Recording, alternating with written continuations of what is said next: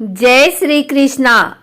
आइए जानते हैं तिल द्वादशी और यमराज की यह कथा।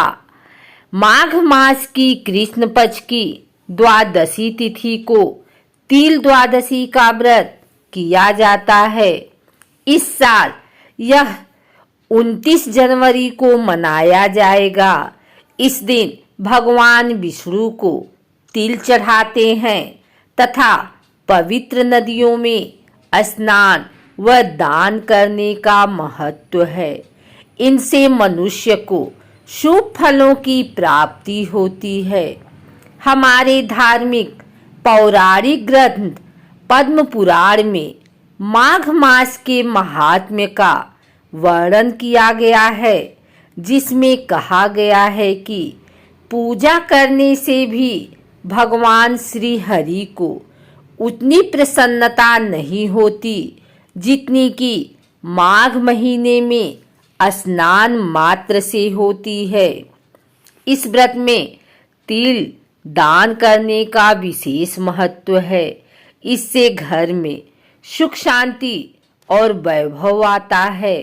वहीं इस दिन सभी पापों से मुक्ति और भगवान वासुदेव की प्रीति प्राप्त करने के लिए प्रत्येक मनुष्य को माघ स्नान अवश्य ही करना चाहिए। महाभारत में उल्लेख आया है कि जो मनुष्य माघ मास में तपस्वियों को तिल दान करता है वह कभी नरक का दर्शन नहीं करता। इस दिन जरूर करें उपवास।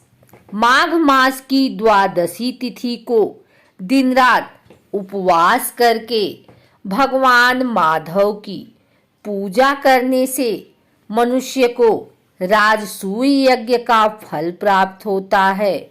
अतः इस प्रकार माघ मास एवं स्नान दान की अपूर्व महिमा है।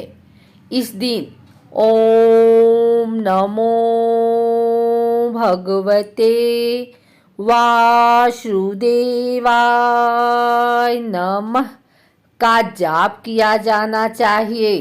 शास्त्रों में माघ मास की प्रत्येक तिथि पर्व मानी गई है। यदि अशक्त स्थिति के कारण पूरे महीने का नियम न निभा सके तो उसमें यह व्यवस्था भी दी है कि 3 दिन अथवा 1 दिन माघ स्नान के व्रत का पालन करें।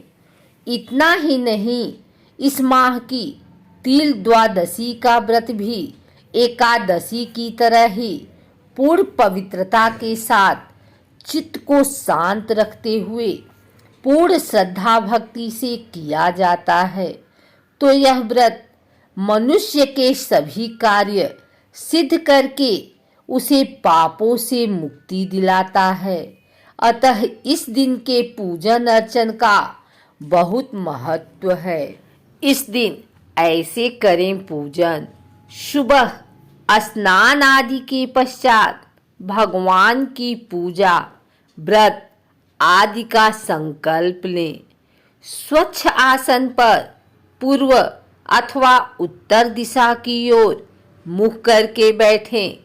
फिर पूजा आरंभ करें।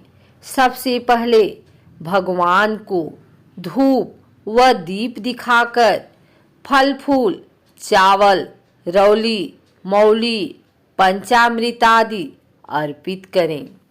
भगवान को तिल से बनी वस्तुओं या तिल तथा गुड़ से बने प्रसाद का भोग लगाना चाहिए। इस दिन व्रत रखने वाले व्यक्ति को पीले वस्त्र धारण करने चाहिए। ओम नमो भगवते वासुदेवाय नमः मंत्र का कम से कम 108 बार जाप करना चाहिए। फिर आरती करें। पूजा के बाद तांबे के पात्र में सुगंध अक्षत तिल जल तथा फूलों को मिलाकर सूर्य मंत्र का उच्चारण करते हुए अर्घ देना चाहिए। शाम को व्रत कथा पढ़ें अथवा सुनें। इसके बाद आरती करें, फिर व्रत खोलें। इस व्रत को अपनी क्षमता अनुसार रखें, चाहे तो निर्जल या फलाहार लेकर रख सकते हैं। जो लोग व्रत रख पाने में सक्षम न हो वे गरीब लोगों को दान जरूर करें। नारद पुराण के अनुसार भगवान विष्णु की प्रिय होने के कारण श्वेत तिल को इस बात का अभिमान था।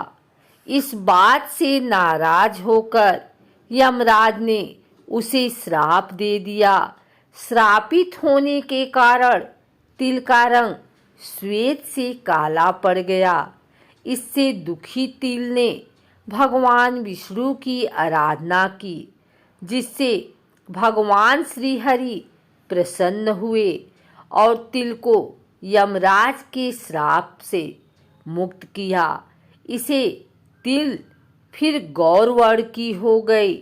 भगवान श्री हरि ने तिल को आशीर्वाद दिया कि खास तौर पर माघ मास में उनको जो भी व्यक्ति पूजा में तिल अर्पित करेगा उसे वैकुंठ की प्राप्ति होगी। इसीलिए माघ कृष्ण द्वादशी को तिल दान करने का विशेष महत्व है।